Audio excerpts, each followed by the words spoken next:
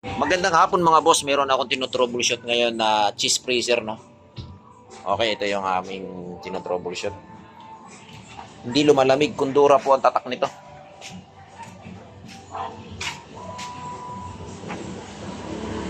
Nag-leak test kami dito, wala naman siyang leak.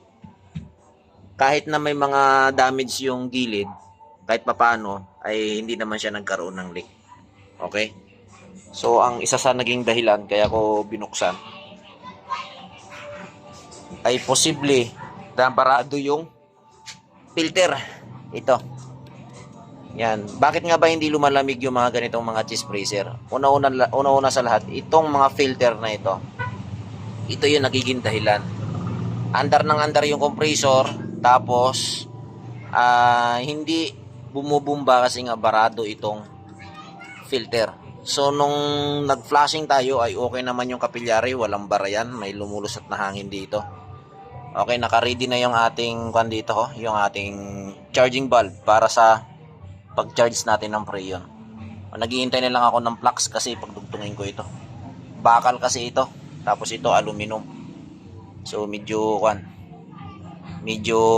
critical ang paghinang nito kapag wala ka talagang flux. So, kailangan mayroon tong flux. Abangan nyo ito mga boss, i-upload ko sa aking YouTube channel. Magandang hapon mga boss. So, ito yung aming ginawa nung nakaraang araw, no? Tapos, na-identify natin, okay na. Nag-charge tayo ng Freon. Ayun, naghinang tayo. Tapos, nagpalit tayo ng filter. At ngayon, naka-maintain na siya ng 0.92 ampere. Ang kanyang rated dito ay 0.8 amperes. At mainit na yung ating yung condenser sa likod. Silipin natin. Yun, oh. Yun, nagyayelo na mga busing. Oh. Kaganda ng ice.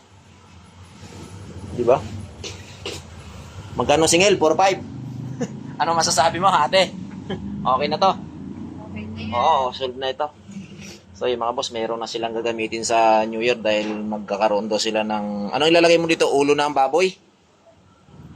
Diba? Lamig na, oh. Pasalamat na lang kami kasi nga hindi nagkaroon ng leak dito mga boss. Dahil nakita ko kasi na-identify ko may mga tama. Pero hindi naman siya kasi basta-basta talaga mabubutas kasi may protection ito eh. Okay. Nakabaon naman kasi yan doon sa foam. Ayan, nag-uusok-usok na, oh. Kita nyo ba?